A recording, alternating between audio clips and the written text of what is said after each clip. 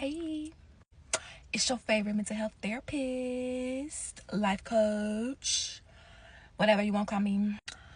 So I'm just coming on here to vent, and most likely it'll turn into a teaching moment too. So I'm pissed off at God, right? And my spiritual team. And usually I like to go through things in private. I'm a Capricorn. And no, I'm not one of the ones that make everything about my zodiac sign. However, that does have a lot to play with it. To do with it, and I don't want to go into detail about why I'm pissed off, However, this could be a teachable moment. So, what do we do?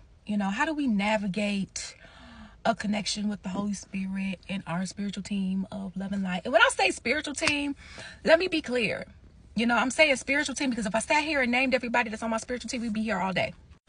So, with that being said, what I mean is, so my spiritual team consists of my ancestors of love and light. Okay, because when you call on your ancestors, you got to make sure you say love and light. They had to teach me that.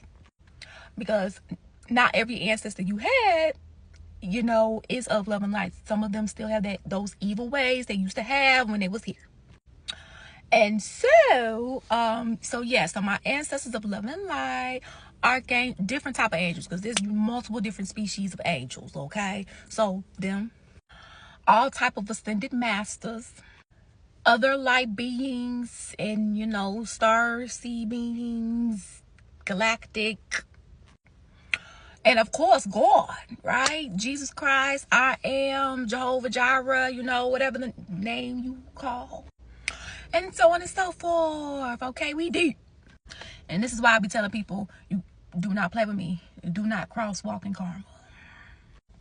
Anywho, so how do you navigate when you're pissed off with the very beings that are helping you in life?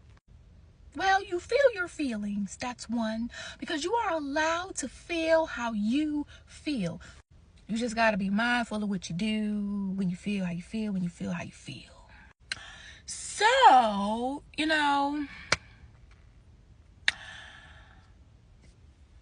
going through a situation where it's like doing all the things that I'm supposed to be doing when it comes to the Lord and what I'm being asked to do, okay?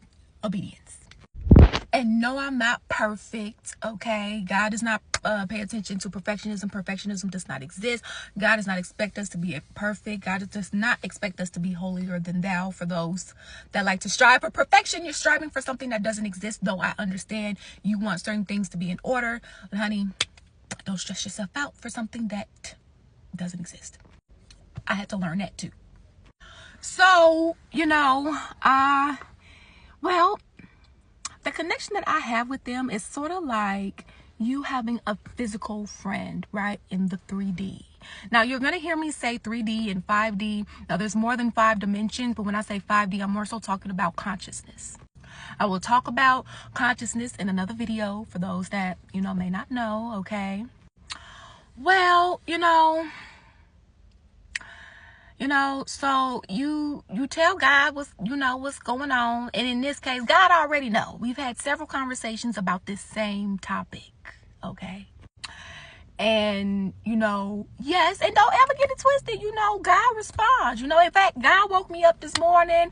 I'm able to be on here. Okay. I have a device to record. I have a car, right? I have things to be grateful for. So don't ever get it twisted. So that's one of the things too, when you are pissed off, just remember the things that are going right in your life, in a sense, right?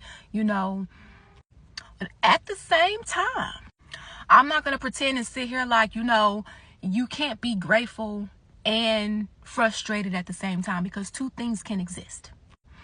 And so how do you navigate that? Well, it's kind of like, how both things exist, you still treat it the same, right? So, you still tell God what's going on, and you still honor the fact, okay, I appreciate the fact that I have a car and it works. I appreciate that I have a phone and it works. I appreciate that I have a bed to lay in and a roof over my head, right? But also at the same time, it's nothing wrong with wanting more for yourself, right? This is why we have things such as goals, aspirations, right? God instills this within us. So sometimes when certain things don't happen or don't happen in the way that we thought or expected, which we do have to be mindful of expectations and so on and so forth, and sometimes God can give us a word and God can give us a promise, right? But he don't always tell us when that promise is going to come to pass. We'll keep coming across these other prophetic words like, oh yeah, your breakthrough is coming. Oh yeah, God said this and God said that, which, yes, your breakthrough could be coming, but let's say, yeah, that breakthrough is coming within like 2 years, but you need it like today. That can be frustrating because nobody just wants to just sit in a shitty situation. Nobody just wants to sit in an uncomfortable situation, though God uses uncomfortable situations to help build us, train us, mold us. Again, despite the pros, right? We are spiritual beings having a humanistic experience. So we're going to have these emotions, right? That's not always pleasant, right? We're going to have these thoughts that's not always present. Because sometimes it's not the devil or a demon that's trying to make you have negative thoughts. Sometimes it's you. So, it's more so it's taking your time, like, okay, well, I need a little space. I love y'all. I need a little space because, I'm upset when it comes to this, that, and the third. I still, still acknowledge, still, I love, but also at the same time, I need some space. Because that's real. When you're dealing with with a friend, you guys are not always going to be, good, great, and grand, right? Sometimes you're going to have a little argument or two, okay? This is why we have such things as called critical thinking skills and problem solving skills, because God knows there's going to be conflict. Okay, even in marriage, right? That's why he said for better or for worse. But worse does not mean abuse. So don't tolerate abuse ever from anybody. So, I'm not saying, stop praying or anything, but it's more so, take your space, right? God will still be there. When you have a connection with the whole, like an actual connection, an actual relationship, an actual prayer life, and it does not have to be perfect. You cannot tell somebody what their relationship with God has to look like, as long as it's respectful to God and, so on and so forth. Okay, I call God my home skillet biscuit. Like, what's up? Right? Sometimes I get mad. Like, God, I'm really mad at you. I'm really mad that you allowed that to happen. Why did you do that? Or spirit tell you supposed to have my back. Why did you allow that to happen? I knew you knew this was supposed to happen. What? And then, and I'm going to talk about that too. Be a spiritual bait. And, certain things that they do allow to happen for one reason or another when it comes to, okay, this was a part of your karmic contract, or this was a part of your karmic debt, or allowing this to happen could help you pay off some of the karmic debt that can help us free up a certain lane for you. That don't mean it feel good though. So sometimes you need to just kind of take your space, bend and stuff like that. And sometimes you just may not want to, just know they can read your thoughts. So yes, sometimes, we want certain things to happen at a certain time, or we were told certain things.